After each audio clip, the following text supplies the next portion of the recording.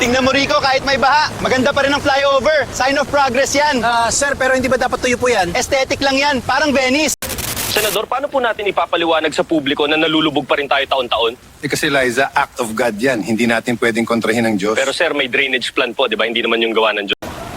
Huwag po kayong mag-alala. Handa po tayo sa ganitong sitwasyon. Sir, pero bakit taon-taon ganito pa rin po? Hindi ba kayo nagsasawa sa presscon sa baha? Ay, ganun talaga. Parte ng kultura na. Alam mo, ilang taon nyo na pinapangako tong tulong. Puro kayo salita. Huwag kayong maglabas ng galit. Pinakikinggan namin kayo. May plano kami. Plano, ayaw ako nilagnat na sa bahay. Yung ba yung plano nyo? kayo. Ingat lang, ma'am.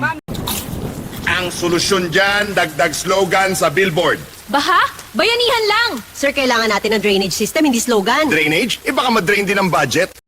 Sa tulong ng ating bagong programa, Bangon Flood 2026, magiging flood-free na tayo sa loob ng 6 na buwan. Flood-free nga, pero bulsa niyo ang umaapaw.